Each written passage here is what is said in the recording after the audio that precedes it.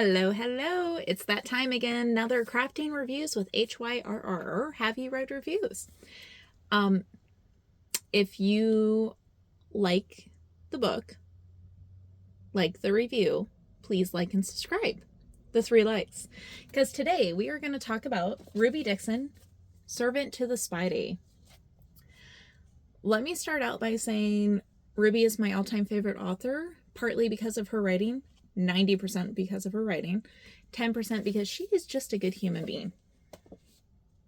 You know, in the whole it takes a village, doing for another, I feel like that's very important, which is hilarious because this book, this is what we are crafting today. It is a Queen of Hearts, which is a little ironic because I'm just picking books at random. And in this book, the main female is treated like a queen. So here's the thing. I need to give a warning on this book. Even though it is only 156 pages, I feel it is very, very, very important to emphasize. If you have a spider fear and it is bad, you have arachnophobia, this is a book you don't want to read. Okay? Reason behind that is it is a god/monster book where the 3 Waichu's males, who are brothers, are part spider. I wanted to give you a moment to let that soak in. Soak.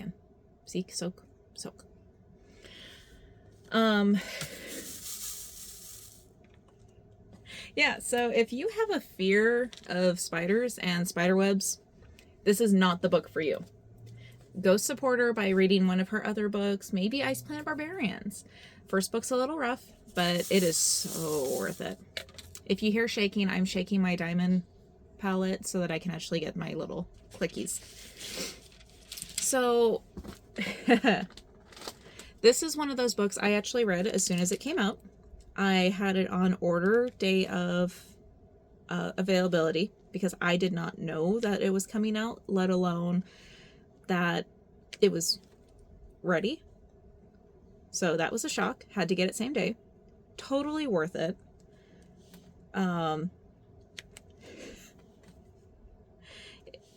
Yeah. So this is a series. This is part of her God series. The Spidae are part of Fate. I gotta sneeze. Thank you. So basically the Spidae control Fate. Now, that being said, they do not actually write what is going to happen.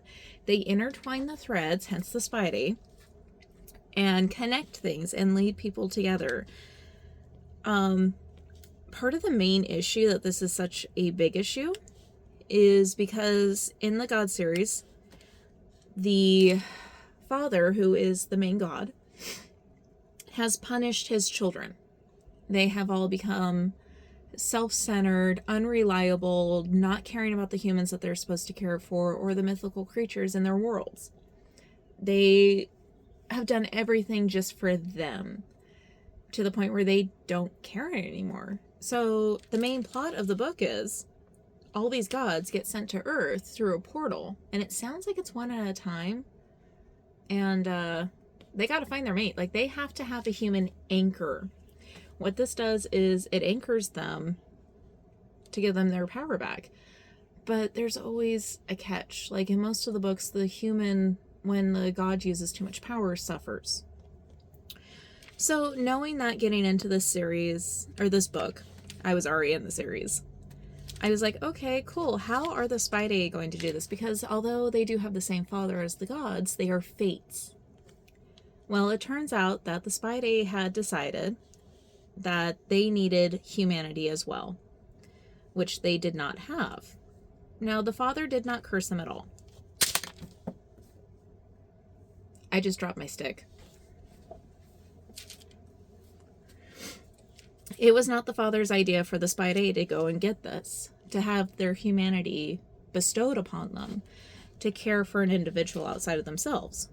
He was perfectly happy with letting them be selfish and do what they do because they were actually taking care of business. They were keeping their stuff going.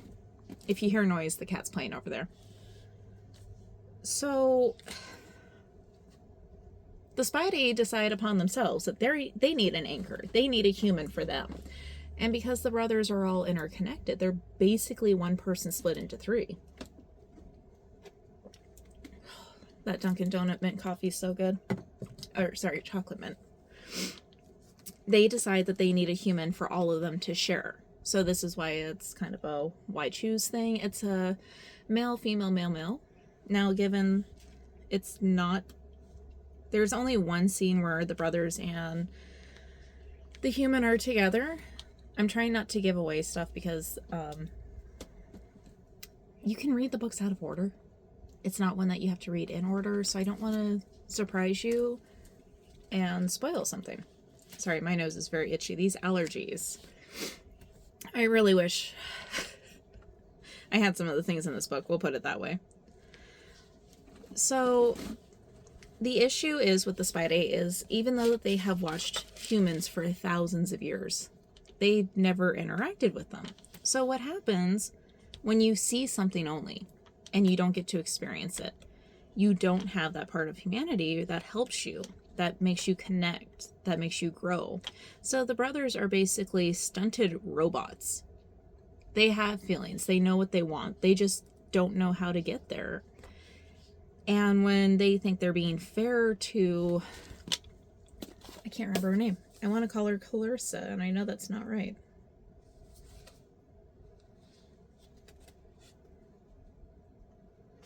The names are really hard in this book. Like, there's Osefi, Nesca, and Zaron. I probably just pronounced all of these wrong.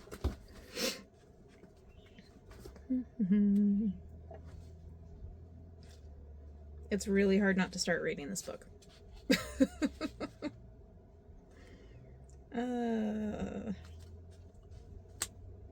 I had the name when I started the video, and I swear I got so excited about it, I just forgot.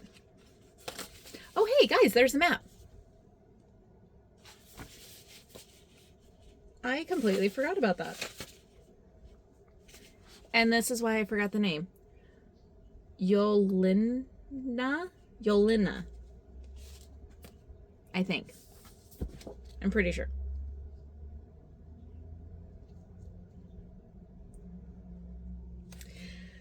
So that's a whole nother thing. So they're trying to go and basically gain this humanity that they never had because the gods were never humans, which is the plot of most stories that involve them. But they want the humanity, they want the connection, and they want to feel the love that they have seen watching people. Because with the fates, they can end up seeing everything.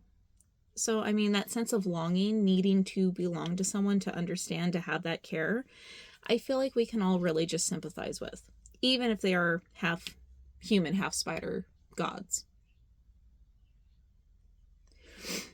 Now, for the main female character, I truly feel for her. She accepted to get out of the position she was in, where she was basically a bed slave. She did not have anyone to care for her at this time, so she was just basically bouncing to survive. And that is no survival. It's a really sad life, even in nowadays. So given the fact that this was set up to be like, I believe, medieval times? Yeah.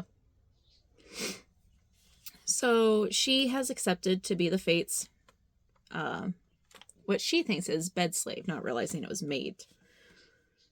Which I think really did go and help her, because she started off kind of overly rough, self-centered herself, where she had to realize that she didn't know what everyone wanted, and that was her big thing. She felt that she knew everything about everyone and knew what they needed before they needed it. And it's like, no, not really. Which is kind of heartbreaking, because the person that her last bedmaster, I guess you would call it, ended up with, actually really, really cared for her as a friend and even offered, said, you don't have to do this, you can stay with us.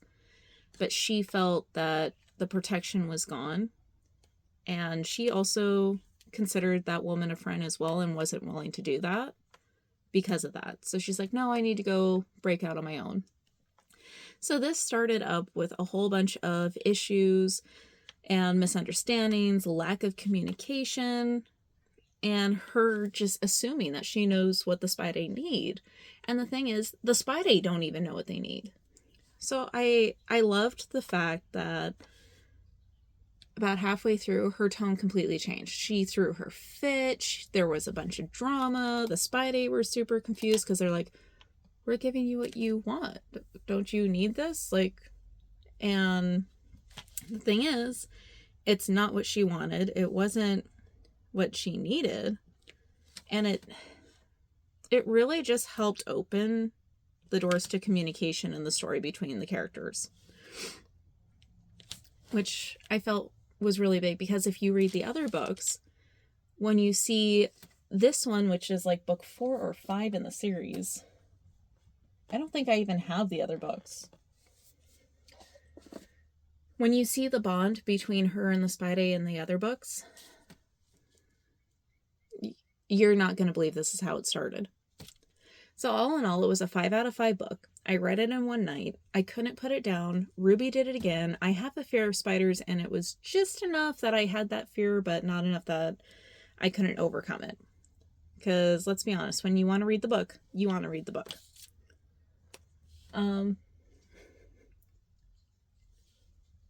You gotta go check it out, guys. You can get it on Amazon. I'm gonna see if I can put it in my Target or my Walmart store. Whichever one works out will be in the comments. Warning, if you do purchase through my links, I may make commission off of it so I can buy more books. All right, let us know what you think. Like the video, subscribe, whatever the doodads. You know, it's just like you get what you get kind of day.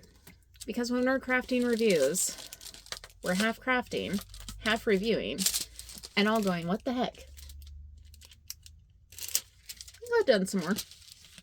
Bye, guys.